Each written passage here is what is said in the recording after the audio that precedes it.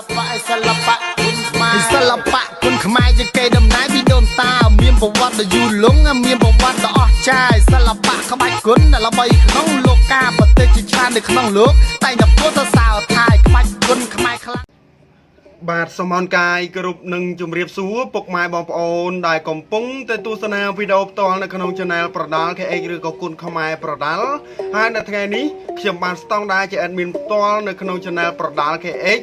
บานเวลตรอลำเอาวิญญาณให้กับบานดอกสรองในเจปอรเมียนมหาไซน์ละอมุ้ยสำหรับคนขมายไทยขมักขมายโดยดาสรัดจังขมายขาดเป็นยังโจลตะไซเรื่องโดยต่อตึงข่างปอรเมียนจันทลอบจอบสายทากระบายกุลมวยไทยเมียนดามกำนาเจงปีกระบายกุลระบอกกระตาวโบราณระบอกขมายกระบายกุลระบอกกระตาวโบราณระบอกขมายบอกกระตาวหรือก็ระบอกกระตาวประหายเจียกับใบกุลได้จำนะจิงเกนได้อาเซียขณะนี้ปนตายเวียตรบานลบเจ้าเตือตายแต่งส่งขนมระบอบบังโฮเชียมนั่งกาเก็บสังกัดระบอบปอลเปิดเชี่ยสำนักได้สอบทั้งไงนี่ระบอกกระเต้าเนื้อตายรัวเรียนเมียนจีวัดบ้านนี่คือเตยออกกุนดอลกครูกับใบกุลมวยจำนวนได้ในยัยปีเวียนั่งบังฮัดกับใบกุลนี่ดอลเซอร์จำนวนกร้อยมาดองติดรำลึกแต่ดอลสมัยปอลเปิดวิ่งเวียคือเจียระบอบประลายปุยสักขมายได้เวอร์ไอประชีจนเนื้อแต่เมียนอารมณ์ดอกจวบหนึ่งเพยคลายบ่มพดตัวใบเวียบ้านก่อนลองพอตื้อเจียงสายสับชนำหายกระไดแล้วมกตาวคือเจียกับใบกุลโบราณขมายดอจำนามุยได้เมียนอายุการปล่อยหายเจีย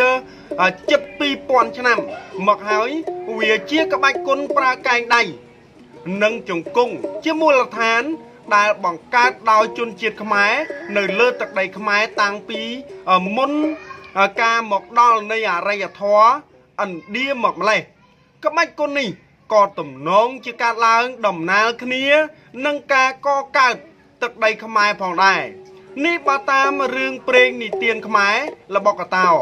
ยกหลุมน้อมตามตะถะเพียบมนุษย์สมัยโบราณก็โดยเจียกายวิการระบสัตโดยซาทากาเนยจุ่มนวลนุ่งขมายเยิงยักระบอกกระเต่าเมื่อกาเปียกล้วนปีสตรึสัตว์สหายหนึ่งปลาขนมสมอรภูมิละระบอกกระเต่าเมียนในท่าเวียเต่าโปลกือบกเมียนในท่าเวียหรือก็กระบายกุนปลาโดยเปียเต่าเมียนในท่าสัตว์เต่าหรืออนุเพียบสำหรับเมื่อระบอกกระเต่าเมียนในท่าเจียก่อมปูลกระบายกุนประกอบโดยอนุเพียบหรือกระบายกุนคลังโดยสัตว์เต่า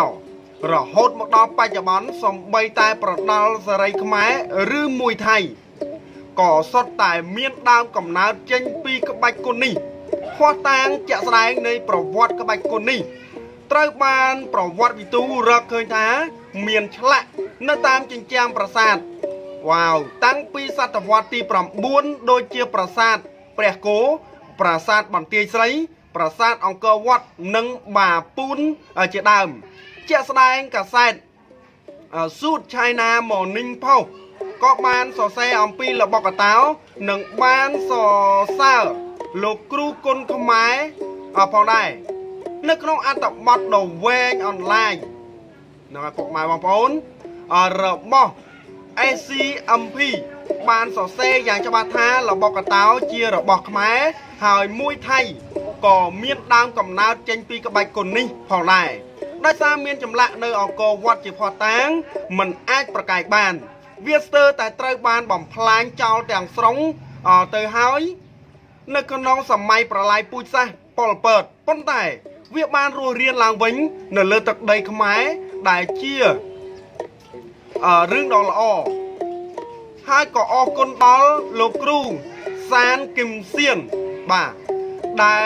กวาดคัดคอมชี้เยี่ยมดะจัดดะกายบังเรียนดอเซอร์จำนวนกล่าวมันคล้ายหนุ่ยฮอตคล้ายนึกน้องบอดสมเพียมวยโลกรูซานกิมเซียนบ้านยัยอย่างเมียนโมตนะเพียบท่าขณะได้มวยไทยเมียนเพียบระบายในตู้เตียงพิภพโลกปรพบดามระบอบวิคือจังปีระบอกกระเต่าขมายปราณาจักรขมายถลอบเมียน ភាពល្បីល្បាញក្របដណ្ដប់យ៉ាងធំធេងនៅតំបន់អាស៊ីអាគ្នេយ៍បូករួមទាំងមួយផ្នែកធំរបស់ថៃក្នុងអំឡុងពេលដែលអំណាចខ្មែរបានឈានដល់កម្រិតកំពូលនៅសតវត្សទី12និង13លោកគ្រូក៏បានពន្យល់ពីភាពលំបាកនៅសម័យប៉ុលពតដែរថាអ្នកមិនត្រូវនិយាយថាអ្នកចេះក្បាច់គុណអ្នកមិនត្រូវនិយាយថាអ្នកបានទៅសាលារៀនកុំនិយាយថាអ្នកពាក់វ៉ែនតាព្រោះអ្នកនឹងត្រូវគេសម្លាប់ក្នុងរយៈពេលត្រឹមតែ1នាទីប៉ុណ្ណោះអញ្ចឹងតាក់ទងទៅនឹងសាច់រឿងនេះពុកម៉ែបងប្អូនចូលរួម share ឲ្យបានច្រើនតាក់ទងទៅនឹងកាសែតណារបស់ចិនបានចុះផ្សាយថាក្បាច់គុណមួយថៃមានដើមកំណើតចេញពីក្បាច់គុណរបស់កតោកម្ពុជាអញ្ចឹងតាក់ទងទៅនឹងសាច់រឿងនេះយើងអាចនិយាយបានថាការពិតក៏នៅតែជាការពិតទោះជាថៃប្រឹងយកវាំងននខ្មៅយកមករូតបិទចិត្តមិនឲ្យកម្ពុជាផ្សព្វផ្សាយក្បាច់គុណរបស់ខ្លួនឲ្យពិភពលោកស្គាល់ក្តីក៏ប៉ុន្តែនៅតែមានប្រវត្តិវិទូបានស្រាវជ្រាវរកឫសគល់នៃក្បាច់គុណប្រភពដើមមួយថៃថាមកពីណាគឺមកពីរបស់កតោខ្មែរហើយខ្ញុំអស្ចារ្យមែនទែនហើយសប្បាយចិត្តមែនទែនដែលដូនតាបុព្វបុរសខ្មែរដែលបានបន្សល់នៅក្បាច់គុណបន្សល់នៅ5ប្រាសាទផ្សេងឲ្យកូនខ្មែរចំនួនក្រោយតែខ្ញុំអន់ចិត្តបំផុតត្រង់កូនខ្មែរចំនួនក្រោយមួយចំនួនកំពុងតែវិវក់នឹងគ្រឿងញៀនវិវក់នឹងគ្រឿងស្រវឹងវិវក់នឹងការដើរលេងប៉ោឡែមិនគិតពីសង្គមជាតិមិនគិតជួយអភិរក្សអ្វីដែលជារបស់ខ្មែរដែលមានភាពល្បីល្បាញនិងល្អឥតខ្ចោះពិភពលោកសឹងតែធ្វើមិនដូចខ្ញុំស្ដាយមែនតើកូនខ្មែរគ្រប់រូបគួរតែងាកមកស្រឡាញ់វប្បធម៌អរិយធម៌របស់ខ្មែរដែលមានភាពចំណាស់មួយនៅក្នុងតំបន់អាស៊ីអាគ្នេយ៍អាចនិយាយថានៅតំបន់ឥណ្ឌូចិនយើងគឺជាប្រទេសដែលចំណាស់ជាងគេក៏ថាបានដែរតែកូនខ្មែរមួយចំនួនសពថ្ងៃមានអ្នកខ្លះដើរតាមផ្លូវរាំដូចមនុស្សឈួតក៏មានអ្នកខ្លះគ្រាន់តែជិះម៉ូតូកាត់ភូមិក៏មិនបានដោយសារមូលហេតុអីមើលមុខគ្នាលែងបានហើយកូនខ្មែរជំនាន់ក្រោយនេះណែមើលមុខគ្នាលែងបានហើយអញ្ចឹងតាក់ទងទៅនឹងសាច់រឿងនេះយើងខ្មាស់បុព្វបុរសយើងទេបុព្វបុរសយើងញៀននឹងស្រាដោយសពថ្ងៃទេយូរម្ដងខ្ញុំអត់ថាទេតែអ្នកខ្លះរាល់ថ្ងៃហើយជិះតាមផ្លូវស្លាក logo ស្រាបៀមើលមិនចេះដាច់ទេគឺឲ្យតែមានផ្ទះណាលក់ដូរគឺមានលក់ស្រាហើយសពថ្ងៃអញ្ចឹងវាធ្វើឲ្យកូនខ្មែរយើងនឹងឈួតអត់គិតធ្វើការអីឲ្យជួយសង្គមទេហើយខ្ញុំសូមរិះគន់មួយទៀតតាក់ទងទៅនឹងអ្នកស៊ីហើយចោលទៅលេងតាណាស៊ីតានឹងបោះចោលតានឹងឡានជិះសតែសេរីទំនើបតែចរិតថោកមិនបាននឹងសัตว์ផងខ្ញុំរិះគន់ឲ្យចំណានៅបុគ្គលមួយចំនួនមានលុយដេកសតែកន្លែងទំនើបណាបរិភោគសតែអាហារល្អនៅមាត់សមុទ្រទៅលេងឆ្លងឆ្នាំនៅមាត់សមុទ្រ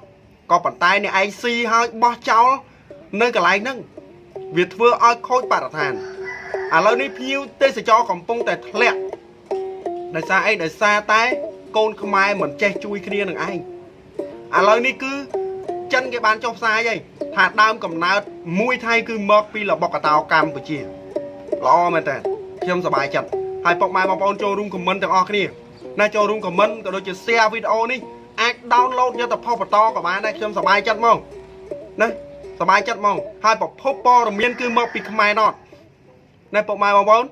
អញ្ចឹងខ្ញុំផ្សាយនេះក៏ខ្ញុំសូមខន្តីអភ័យទោសដែរដែលខ្ញុំសូមលើកជាសាច់រឿងយកមកផ្សាយតតែខ្ញុំសប្បាយចិត្តពេកពេលដែលខ្មែរណតបានចុះផ្សាយពីព័ត៌មានមួយនេះខ្ញុំសប្បាយចិត្តណាដោយសពថ្ងៃយើងដឹងស្រាប់ហើយសម្បីតែឈ្នូតក៏គេយកដែរថៃណាឈ្នូតឬក៏មង្គលគេយកក្បាច់គុណយើងនេះគេប្រឹងផ្សព្វផ្សាយហើយថាជារបស់ថៃវិញ្ញាសាសម្បីតែមួយថៃមានមួយថៃកម្រិតតំបន់អាស៊ីអាគ្នេយ៍មួយថៃកម្រិតទ្វីបអាស៊ីមួយថៃពិភពលោក World Championship គឺ One Championship នឹងឯងណាមានខ្សែក្រវ៉ាត់មួយថៃ ចឹងកម្ពុជាយើងនៅតែជាការពិតយើងប្រឹងបន្តទៀតកុំប្រឹងអារឿងបែកស្លុយគ្មានអ្នកណាគេយកអាបែកស្លុយនឹងយកទៅចូលបេតិកភណ្ឌទេហើយឈួតនឹងតារាការ៉េនេះមួយទៀតនិយាយត្រង់មកវក់មកខ្ញុំអត់ដឹងថានិយាយបែបណាខ្ញុំអត់ចង់ប៉ះពាល់ទៅខាងណាខាងណីបន្តទៀតទេគាត់ថាសំបីតែលខោនខោលខ្មែរល្បីមកប្រាវឥឡូវមកទៀតហើយស្ងាត់សូនទៀតហើយគេណាចូលតាមគ្នាខ្មែរកើតជំងឺឆាប់ភ្លេចហើយខ្មែរកើតជំងឺជោគអញ្ចឹងតាក់ទងទៅនឹងសាច់រឿងនេះយើងគ្រប់គ្រងអ្វីដែលជារបស់ខ្មែរពិតប្រាកដខ្ញុំគ្រប់គ្រងសិល្បៈក្បាច់គុណខ្មែរខ្ញុំគ្រប់គ្រងរបាំខ្មែរខ្ញុំគ្រប់គ្រងណាបាវចនារបស់ខ្មែរខ្ញុំគ្រប់គ្រងនិយាយនោះទៅឲ្យតែជារបស់ខ្មែរពិតប្រាកដខ្ញុំគ្រប់គ្រងមកអញ្ចឹងតាក់ទងទៅនឹងសាច់រឿងទាំងអស់ក៏សូមបញ្ចប់ជាចុងក្រោយប្រដាល់ KX ឬក៏គុណខ្មែរប្រដាល់សូមអរកាយគ្រប់នឹងជម្រាបលាបាទបាក់គុណខ្មែរសិល្បៈគុណខ្មែរជាកេរដំណែលពីដូនតាមានប្រវត្តិដ៏យូរលង់មានប្រវត្តិដ៏អស្ចារ្យសិល្បៈក្បាច់គុណដែលល្បីក្នុងលោកកាប្រទេសជាច្រើននៅក្នុងលោកតែងតែពោលទៅសើថាក្បាច់គុណខ្មែរខ្លាំង